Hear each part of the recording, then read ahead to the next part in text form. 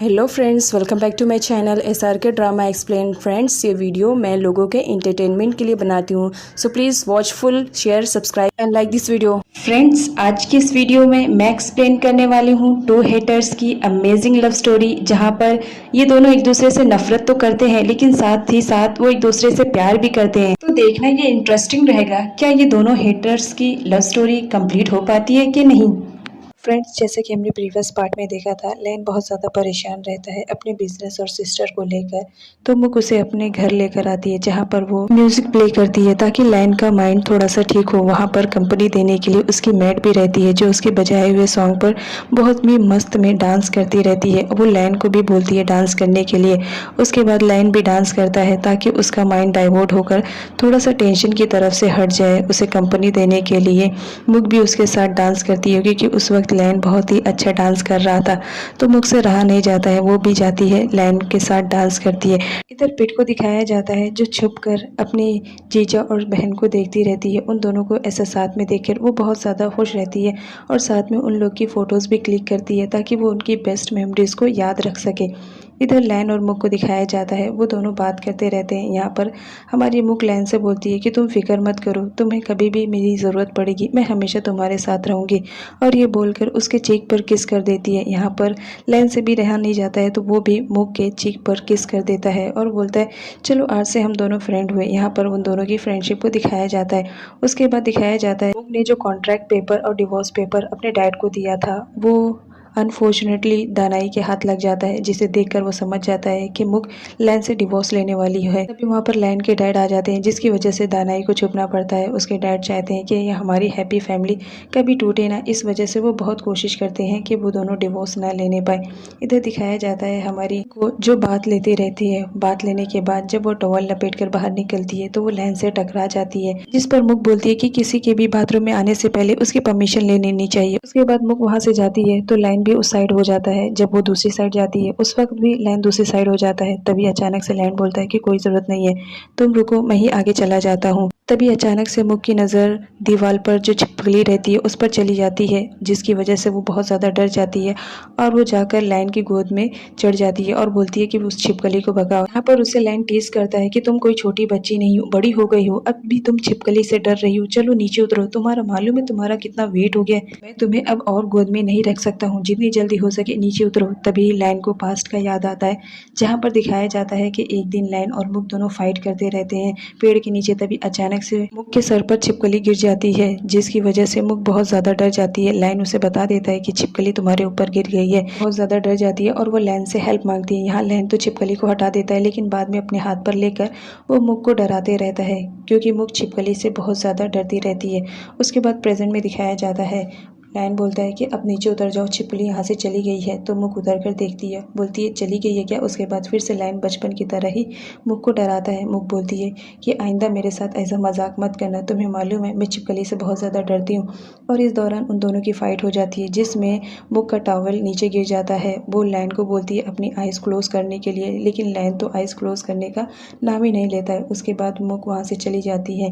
Next scene में दिखाया जाता है मुक बेड पर लेटी रहती है और बहुत ज़्यादा शाय फील करती है कि उसका टॉवल लैन के सामने गिर गया था। जब भी वहाँ पर लैन आ जाता है और उसे टीज करते हुए कहता है चलो हटो, ये मेरा बेड है। लेकिन मुक बोलती है कि मुझे बहुत ज़्यादा डर लग रहा है, मुझे आज यहीं पर सोने दो। तो लैन भी मना नहीं करता है और उसे बोलता है ठीक है तुम सो जा। इधर दिखाया जाता है हमारी पीठ को, जो कि आई हुई रहती है रुच से मिलने के लिए, लेकिन वो देख लेती है जहाँ पर नुक भी उससे मिलने के लिए आई हुई रहती है। यहाँ पर दोनों की प्लानिंग को सुन लेती है और वो उससे बोलती है कि तुम्हारी हिम्मत कैसे हुई मेरी सिस्टर के साथ चीट करने के लिए।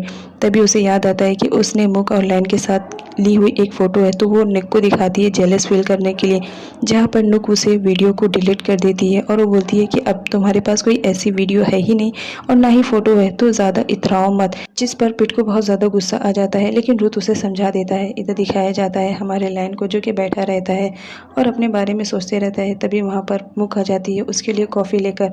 वो कॉफ़ी पीता है, उसके बाद वो टहलने के लिए बाहर जाता है, जहाँ उसकी मुलाकात नुक से होती है। यहाँ पर नुक लैन को आई लव यू बोलकर उसे किस करती है। वैसे ही लैन को मुक की किस का याद आ जाता है। जब मुक ने उसे किस किया था वो उसकी किस को याद करते रहता है। नेक्स्ट सीन में लैन को दिखाया जाता है जो रुथ के घर पर जाकर उससे बात करता है उस अटैकर के बारे में कि कुछ इन्फॉर्मेशन जमा करे ताकि उस अटैकर के बारे में हमें कुछ इन्फॉर्मेशन मिले और हम उसे जेल में डाल सके, जिस पर रुथ भी उसका साथ देता है। यहाँ पर दानाई एक बार फिर से मुक से मिलता है और उसका माइंड डाइवर्ट करता है ताकि उसकी तरफ उसका माइंड ना आने पाए। वो फिर से अपनी ही वाइफ के पीए के बारे में बात करता है कि हो सकता है वही अटैक करवा रहा हो, अगर तुम्हें प्रूफ चाहिए तो मैं दे सकता हूँ। इधर लैन और मुक दोनों आए हुए रहते हैं। लैन ने प्लान बनाया था कि मैं ऑफिस में जाकर बस बंदे के बारे में पता करूंगा जो अटैक कर रहा है, तो वो उस कंपनी में आना चाहता था, जिस पर उसके डैड बहुत ज़्यादा खुश हो जाते हैं कि चलो फाइनली तुम्हें कुछ तो अकेला आई कि तुम इस कंपनी में इन्वॉल्व होने वाले हो।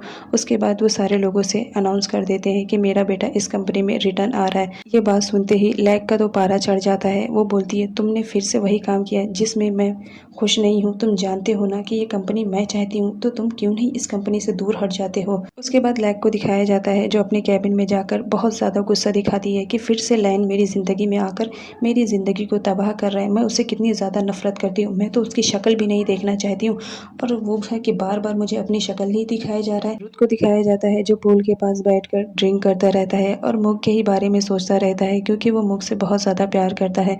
यहाँ पर मुक आती है और उसे थैंक्स बोलती है इस वजह से कि वो लैन की हेल्प कर रहा है उस किलर को पकड़ने के लिए। तभी वहाँ पर लैन आ जाता है और उन दोनों की बातें सुनता है।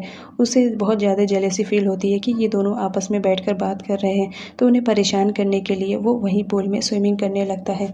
उसके बाद रात में दिखाया जाता है वो अटैकर आकर लैन पे अटैक करता है। लैन तो यहाँ पर बुरी तरह जख्मी हो जाता है क्योंकि वो अटैकर लैन पर भारी पड़ जाता है।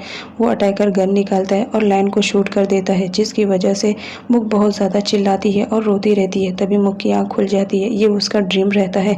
इस बात से वो बहुत ज़्यादा परेशान हो जाती है और सीधा रुथ के कमरे में जाती है जहाँ पर लैन रहता है। वो लैन को देखते ही उसे हक कर लेती है और बोलती है फाइनली तुम ठीक हो, ये देखकर बहुत ज़्यादा खुशी हुई। यहाँ पर हमारी पीठ को दिखाया जाता है जो फाइनली 18 ईयर्स की हो चुकी थी। अब वो अपनी मन की मालिक हो चुकी थी, वो जो चाहती वो कर सकती थी। नेक्स्ट डे जब पीठ कंपनी में आई हुई रहती है तो वो रुथ के पीओ को ट्रेड देती है और बोलती है कि मैं 18 की हो चुकी हूँ। यहाँ पर दिखाया जाता है कि पीठ अब रुथ के साथ बहुत ज़्यादा टाइम स्पेंड करने लगी थी। वो अब पीठ से प्यार करने लगी थी, लेकिन वो उसे कन्विंस नहीं कर पा रही थी। बस उसके साथ ही टाइम स्पेंड करने में उसे बहुत ज़्यादा अच्छा लग रहा था। वो उसकी कंपनी में रहना चाहती थी और उसके साथ काम करना चाहती थी। लैन जब कंपनी में आता है तो देखता है कि मुक काम कर रही है, लेकिन उसके सामने उसकी ही सिस्टर का पीए बैठा रहता है, तो उसे बहुत ज़्यादा जेलेसी फील होती है। लैन मुक को लेकर वहाँ से दूसरी जगह चला जाता है और वो बोलता है कि आइंदा तुम मेरे साथ रहोगी मेरे कैबिन में। उसके बाद नेक्स्ट सीन में दिखाया जाता है लैन को जो कि नुक के साथ रहता है। नुक ने उसे कॉल करके बुलाया था। यहाँ पर आने के बाद नुक उसके साथ फ्लर्ट करने की कोशिश करती है और लैन भी उसके फ्लर्ट में इन्वॉल्व हो जाता है। वो दोनों एक साथ टाइम स्पेंड करते हैं। यहाँ पर मुक को दिखाया जाता है जो अपना म्यूजिक सुनती रहती है और लैन को कॉल करती है क्योंकि लैन को बहुत देर हो चुकी थी घर वापस आने में। तो वो कॉल करती है बट लैन कॉल रिसीव नहीं करता है, तो उसे लगता है कि घर में कोई है, तो वो जाती है देखने के लिए जहाँ पर वो अटैकर आकर लैन को मारने लगता है। लैन हेल्प के लिए चिल्लाती है लेकिन वहाँ पर कोई नहीं आता है क्योंकि सब अपने अपने कमरे में रहते हैं। यहाँ पर रुथ को दिखाया जाता है वो बहुत ज़्यादा परेशान रहता है। वो मुक के फ़ोन पर कॉल करता है लेकिन मुक का फ़ोन नीचे गिरने की वजह से वो कॉल रिसीव नहीं कर पाती है। यहाँ पर वो अटैकर उसे जान से मार देने की कोशिश करता है।